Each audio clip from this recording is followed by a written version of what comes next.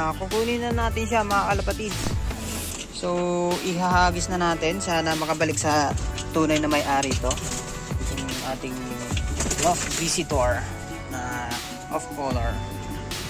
Ayan. So, hindi muna tayo magpapakawala para hindi siya malito mga kalapatids. Pero pag bumalik siya dito, kasi baka ayaw na umalis nito mga kalapatids. So, ito. Yung lost visitor. Okay. So, ipapalipad na natin. Ito yung kanyang rorondahan. Ayan. Oh. Inagis ko na bumalik mga kalapatids. Ayan. So, kailangan mo bumalik sa tunay na nagmamay-ari sa'yo. So, lipad.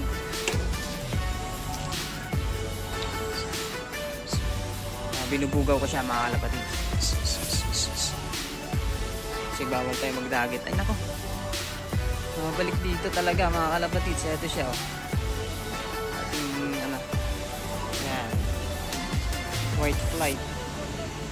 Lipad na. Young bird kasi mga kalapatids. Yo, lumipad na mga kalapatids. Lumipad lang doon sa kabilang bahay. Ito lang siya mga kalapatids. Ayan o. Diyan lang siya sa kabilang yan. Ay sorry. Dapat yan. Ayun, lumipad na mga kalapatids. Saan nagpunta? Ay nako. Bumalik doon sa loft mga kalapatids. So nabuang na. Ayun. Tingnan nyo mga kalapatids. So hinagis ko na yan. Ayun niya talaga. Ayun. Bumalik pa nga. Makulit. Ayun. Mabilis pa pumasok mga kalapatids. Oh. Ay nako.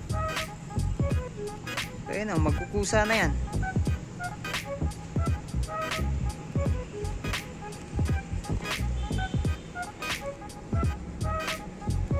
Naku, kanino kayo may-ari nito? Kunin nyo na dito mga kalapatids. Yan. Anonas, Quezon City. Ayan o. Ayan o, umalis. Color. Ayan o. Oh. Aba. Mabilis ka pa pumasok doon sa iba. Oh. Aba. Aba, iba din mga kalapatids. So, parondahin na lang natin. Kasi magpapalipad tayo. Hindi pwedeng hindi lumipad itong mga to. Ibigat yung katawan.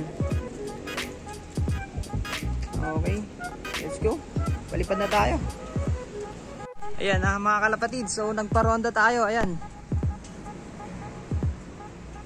Kasi ayaw umalis nung ating loft visitor.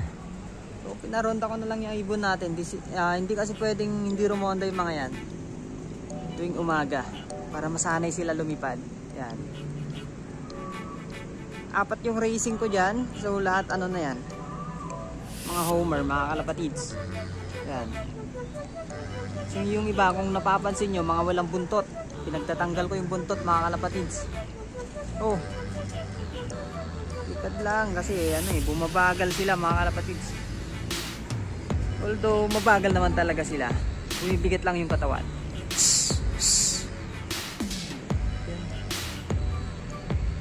Saan kaya nila na isabay yung young bird. Young bird kasi yung loft visitor natin mga kalapatids. Ayan o, siya yung Batman o. May isa pa dyan nawawala ata to. Ayan na, sumabay na. Ay hindi yan sasabay.